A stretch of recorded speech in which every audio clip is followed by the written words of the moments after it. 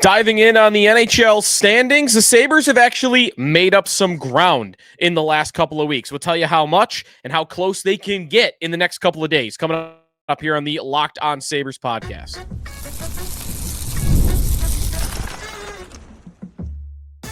You're Locked On Sabres, your daily podcast on the Buffalo Sabres. Part of the Locked On Podcast Network, your team every day.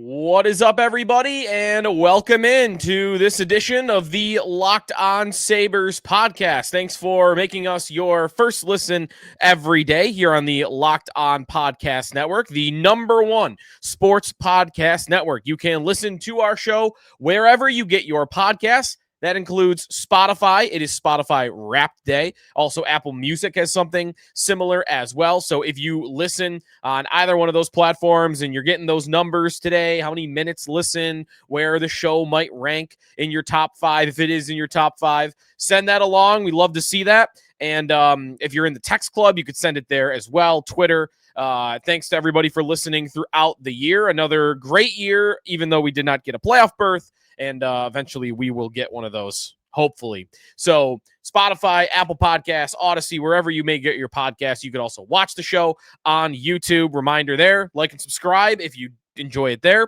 And you could be a part of our Locked On Sabres text club if you're not already at joinsubtext.com/Locked On Sabres. Sneaky Joe DiBiase. Today's episode is presented by FanDuel Sportsbook. If you want to be right in the middle of the action all season long, visit FanDuel.com. Place your NFL live bets all season long.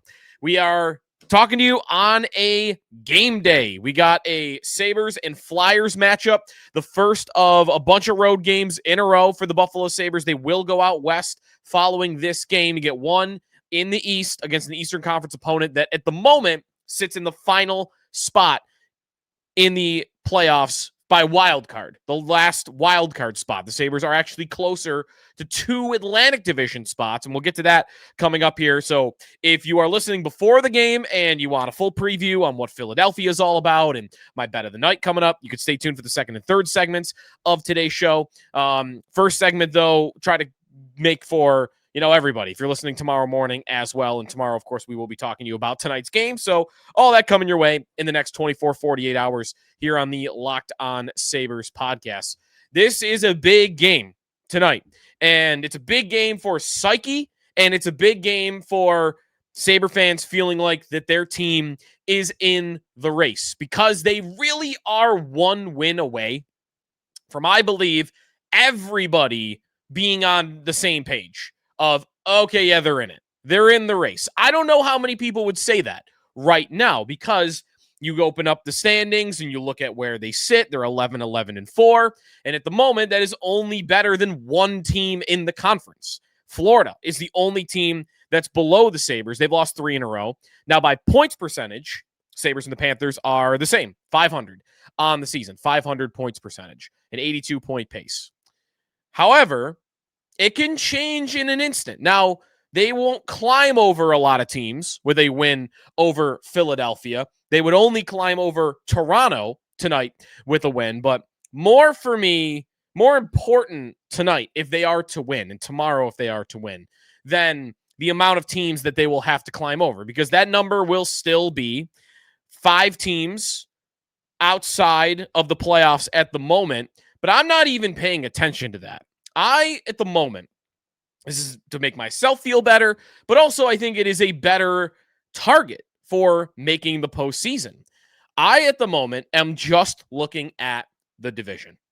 I know the Sabres play a team in the Metro tonight that they can close to within 3 points of, and that's not nothing. But I have kind of closed off the Metropolitan Division. When I'm going to my standings pages at NHL.com or any other site you might be looking at it, I'm looking just at the division. I got 8 teams that 3 of which will make it as the top 3, and I'm not so sure that the Atlantic is going to get a wild card position. I think the Metro is proving early to be the much stronger conference or much stronger division, and I expect that to continue, and I would imagine that the gap is going to widen between 4th and 5th in the Metro and 4th and 5th in the Atlantic. At the moment, that's only really a 1-2 point difference. I think that is going to grow. I think the better teams are in the Metropolitan Division, which is really the first time that has happened in years. It's always been the Atlantic. The Atlantic has dominated both the regular season and the postseason in the Eastern Conference in the last decade. But I think this year is a lot different. Right now, in the Metro, there is only one team with a negative point differential, and that is Columbus, never negative goal differential. Meanwhile, in the Atlantic, there's only one team with a positive goal differential, and that is the Tampa Bay Lightning. So, look at the division. I got 8 teams, and at the moment, second place is sitting with 30 points. Last place, Florida, is sitting with 25. It is wide open. Wide open. Anybody's ball game. Anybody can just come in and grab it. And the Sabres might not deserve to be in a race right now, but they are, because the Atlantic stinks. It's a bad, bad division. The Red Wings are collapsing. Montreal has been playing very poor as of late. The Bruins are coming right back down to earth the way that we all kind of thought that they would. Toronto has won a couple in a row, but they're still not looking like a great team. The only team at the moment that looks like, oh yeah, they're a shoo-in, they're going to make it, that's a good hockey team, that's Tampa. I'm not sure about anybody else being a good hockey team. I'm not sure about the Sabres being a good hockey team. Like, they're a part of this, but they're in the thick of it with all those other teams. I don't know right now that I would confidently tell you that any other team in the Atlantic has to be a better hockey team than the Buffalo Sabres. Even Ottawa, who I picked to win the division, I like them going into the year. Linus Ullmark, part of my reasoning on Ottawa has always been, that's a good hockey team. It's got a lot of talent on it, but they have stabilized goal, which is something that not a lot of teams in the Atlantic can say for themselves. That had been true, and it was true last year, but at the moment, Ullmark is dead last in goals saved above expected in the entire NHL. Backups, starters, everybody. Ullmark is dead last. So I don't know if he's going to figure it out or flip the switch, but it is not happening for him early. It's kind of amazing. This is why I think Ottawa is actually the most dangerous of the other teams, because they're in second place in the division with Ullmark playing terribly. If he does figure it out, then Ottawa's going to jump up and they'll grab a spot. Other than that, I don't think Detroit's good. I don't think Boston's good. Montreal, I'm open to them being good, but it hasn't looked strong. I don't think Toronto's good, and I don't think Florida is good when they have their injuries. So Sabres are right in the mix. They are right in the thick of it, and I think that they can grab a spot. They really can. They got to get some wins together here, and they got to get some points on this road trip. In the last 10 games, looking at the standings this way, in the last 10 games, the amount of points that the Sabres have gained on each team in the Atlantic, keep in mind, they've been 6-4 in the last 10 games. It's not great. It's good, right? 6-4 is fine, good. In that stretch, they've gained 5 points on Montreal, 4 points on Boston, 2 points on both Detroit and Toronto and Florida, and they've gained 1 point on Ottawa. The only team they've lost ground to in the last 10 games is the Lightning, who have gained 4 on them just because they've been so hot. So I'm not even worried about Tampa at the moment and winning the division. The Sabres have been 1 game above 500 in the last 10. They've gained ground on everybody in the division except the Lightning.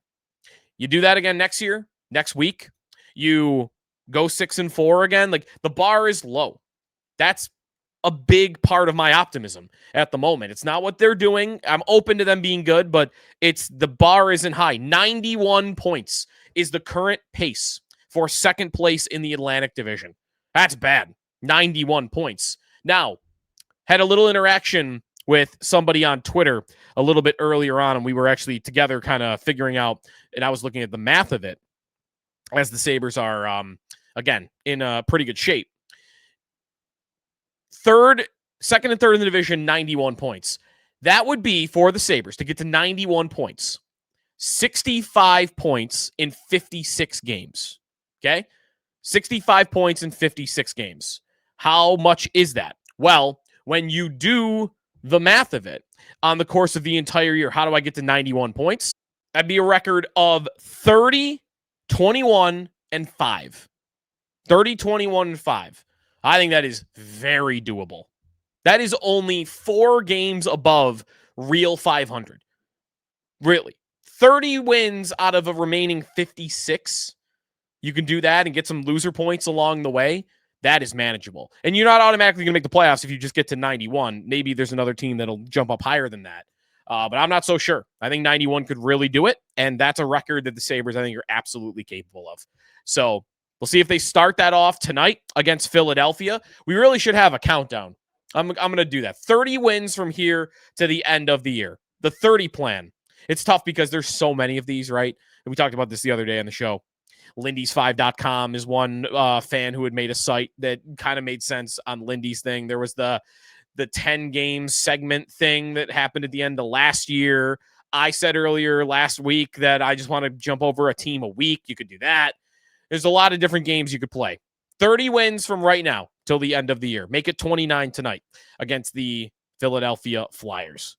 When we come back, we'll get to Philadelphia, what challenges they present. It's a team the Sabres could track down as well, but again, division's what I'm looking at the moment. But let's take a look at Philly when we return here on Locked On Sabres.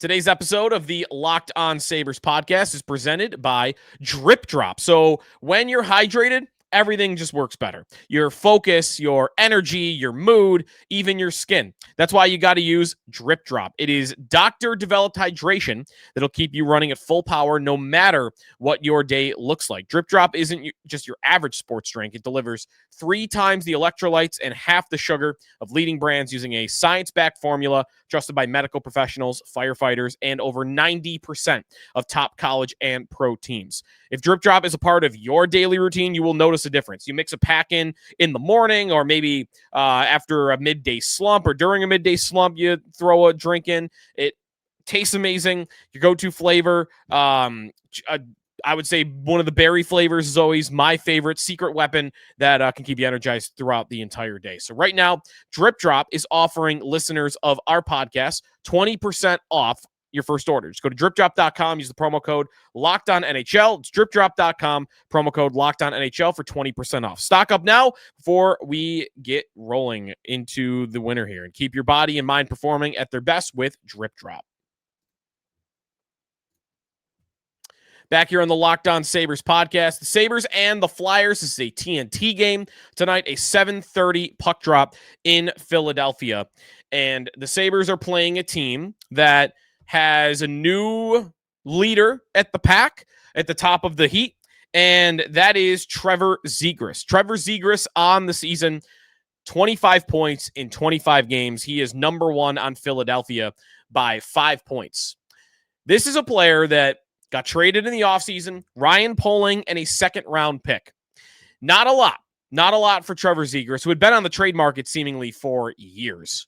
And although he's playing really well, Anaheim doesn't miss him. Anaheim is in first place in the Pacific Division after missing the playoffs a bunch of years in a row.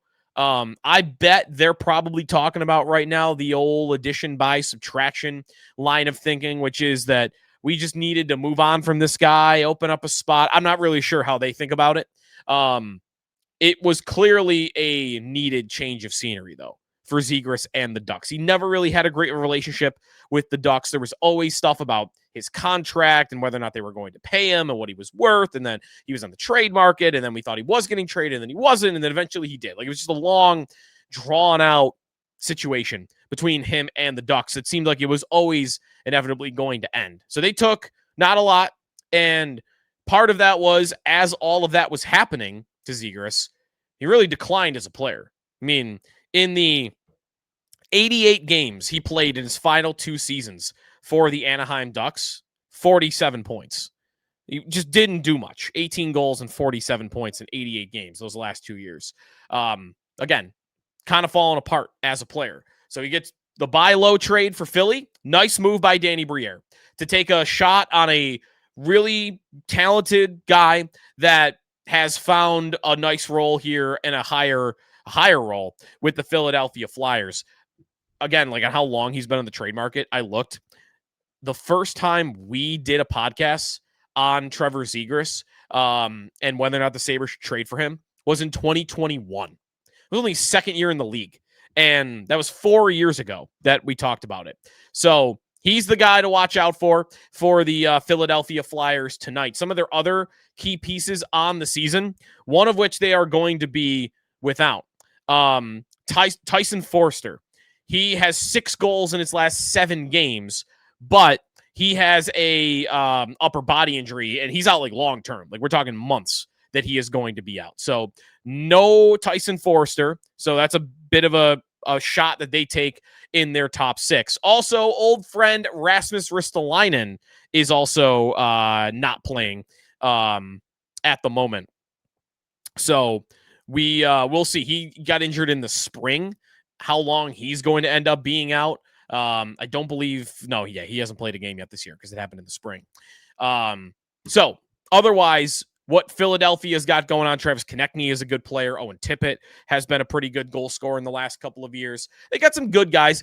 Michkov, that's the guy to keep an eye on because he's not off to the best start. Matvei Michkov last season, 63 points, 26 goals in 80 games, 4th in the Calder race. Very strong rookie. He was a high pick, 7th overall just a couple of years ago. And this year, he's not off to the hottest of starts. He hasn't been horrible, but the minutes are down, and there's been talk about that in Philadelphia. He was a guy who played almost 17 minutes a night last year in a rookie season, and this year he's playing under 15 per night. 8 goals, 6 assists is what you're looking at on the season. And when you look at tonight's line combinations, at least from what we saw at the last Philadelphia practice, so we'll see if these hold true. The top line, Michkov isn't playing on it. It's Christian Dvorak, Travis Konechny, and Trevor Zegras. Michkov's on line 2 with Sean Couturier and Owen Tippett. Some other guys that you might know about on this team.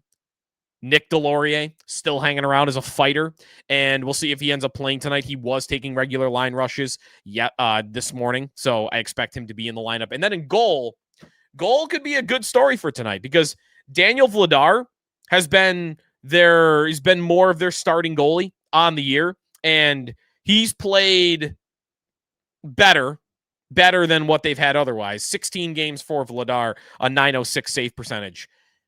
He's not playing tonight. Sam Ersson is playing tonight against the Buffalo Sabres. Sam Ersson, in 8 games this year, has an .859 save percentage. And out of 76 goaltenders this year, in goals saved above expected, he ranks 57th, 1 spot lower than Eric Comrie, who we just saw the Sabres light up the other night. So you're not getting a very good goaltender for tonight's game, which could be big for the Buffalo Sabres because their starter to their backup, there is a big difference, at least if you're judging on the results so far this season. So that's what Philadelphia has to offer, some of their advanced numbers on the year. Like, are they as good as their record? They're in a playoff spot right now. And the Flyers, by the way, have not really been the model of success in the time between when they played the Sabres in the Sabres' last playoff series and now. In fact, the Flyers won a playoff series the following year, so 11-12. That's the year after they beat Buffalo. They beat Pittsburgh in the first round. They have won only 1 playoff series since then, and it was in the COVID year when they beat Montreal, who was like the 24th ranked team at the time. So I really don't even want to count that. Like they have really not won a real playoff series since 2012. It's been a long, long time for them. And they have missed the playoffs 5 years in a row. We'll see if this year becomes a 6th. They're right on the border at the moment. Are they as good as being a playoff team? They are back and forth on some of the numbers. 5-on-5. Corsi Force. Their shot attempt percentage on the season, how many shot attempts they have relative to their opponent. They rank 22nd in the National Hockey League. Shots, they do get more through. They have been almost even, though. They have outshot teams by exactly 1 this year at 5-on-5. 485 shots for the Flyers, 484 for their opponent. The goals are exactly the same, 49-49. Expected goals, though, are a little bit lower. They rank 23rd in the NHL this season at 47.96%. So that's what you got looking at some of their numbers at 5-on-5. In terms of their special teams, power play percentage this season, they are 20th in the NHL. That is 1 spot below the Sabres. And on the penalty kill, They are 11th, so a little bit better there. So average hockey team to me. Everything, the roster, the lineup, the stats, whether it's the individual stats or whether it's the team stats, like everything screams average hockey team. However, I'm not sure that's true when they have the backup in.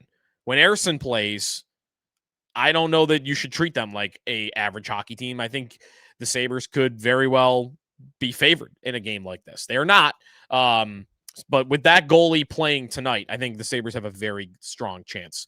The Sabres will be playing Colton Ellis tonight, and I like that. He played really well, I thought, in their last game against Minnesota. It sounded like he was going to get the game earlier in the week, but because of the plane stuff and the back spasms that he had been dealing with, he did not end up playing. Actually, I was wrong. We're going to get to my bet of the night coming back. I said the Sabres could be favored, and they're not. They are. I mixed that up. The Sabres were on top. Usually, it doesn't matter. Minus 132. Pretty solid favorite. Road favorite with Colton Ellis between the pipes. That was going to be a consideration for bet of the night, but I like the Sabres to win tonight, but I don't like them at those odds. If they were an underdog, that would have been it. I got another one that I like. That's when we come back. Look at some of the odds for tonight's game for Sabres and Flyers when we return here on Locked On Sabres.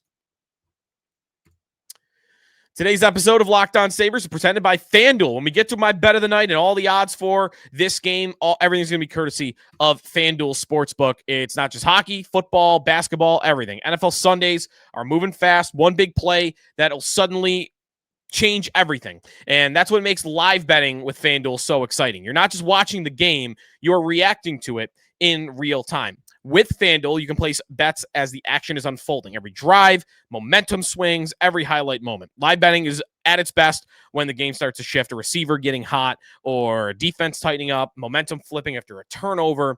FanDuel lets you jump into that moment. Player props will update as the game is going on. You can bet next touchdown score, drive results, totals, and plenty more. Keeps you locked in on every snap, every drive, every possibility. So, if you want to be right in the middle of the action this season, visit FanDuel.com and place your NFL live bets all season long. FanDuel, the game moves fast, and so can you.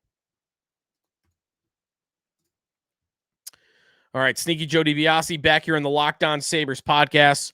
All right, we're back into the single digits, +9 on the season, plus 9.0 units for our bet of the night. So, as I mentioned, the Sabres are favored in this game at minus 132, plus 110 for the Philadelphia Flyers. The over-under in this game is 6.5, plus 110 on the over, minus 134 on the under. We almost got that over last game, but didn't get all the way there.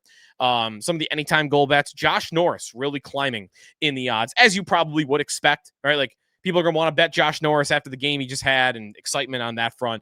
He is second in goal odds for tonight. It goes Tage Thompson, number 1 at plus 140, and Josh Norris, number 2 at plus 220. And then there's a lot of guys right kind of bunched together. Travis Konechny, Michkov, Zegras, Tippett, Tuck, all pretty close together. I'm going to go in a different direction. I like the Sabres to score some goals tonight, as we mentioned about the goaltending and kind of the style that Philly plays. The Flyers on the year, I guess they actually play more of a low event style game. But that doesn't matter to me. I'm attacking that goalie. I think you'll get some goals, and I want a piece of the Sabres top line. I don't need Norris because I think the Norris odds are inflated from how good a performance he had on Monday night. So I want a piece of that line, but I don't want to necessarily go at Norris. And Tage's odds are already so good. So you know where I'm going with this. I'm going to go Zach Benson. I'm not sure I've had a Benson bet as one of my bets of the night so far this year. And I definitely do not want him to score a goal. I think his goal odds are kind of nuts. He is plus 370 to score a goal tonight. That's about the same as Jack Quinn. It's above Rasmus Dahlin and Ryan McLeod. Like, I don't know. I don't know how many goals he's going to score this year. He just doesn't shoot the puck, and I think he's smart to not shoot the puck. So I don't really think you're going to get many of those. I am going to go Zach Benson to record an assist tonight. That's it. Just to record an assist. Now, his assist odds are not low. Like, you get him pretty high. Plus 164 is only behind Tage and Dahlin. But he's averaging almost an assist per game. and you're getting it at plus 164, which if you can get that odds every night and he scores, or he gets an assist in 80% of the hockey games, you're going to make out really well there. So at the moment, until those odds start to shift a little bit more for him as he continues to rack up the points, especially the assist totals, I like that as a bet. Especially, again, I'm getting a piece of that line. If Norris scores, if Tage scores, then I have a really, really good shot of cashing. So Zach Benson assists tonight is where I'm rolling. Plus 164. That will do it for this edition of the Locked On Sabres podcast. If you want more hockey talk all across the league, be sure to check out Locked On NHL Game Night. They are available wherever you get your podcasts, YouTube as well. You can watch the show there. And we will talk to you tomorrow here on the Locked On Sabres podcast, following Sabres and Flyers. Part of the Locked On Podcast Network, your number one sports podcast network.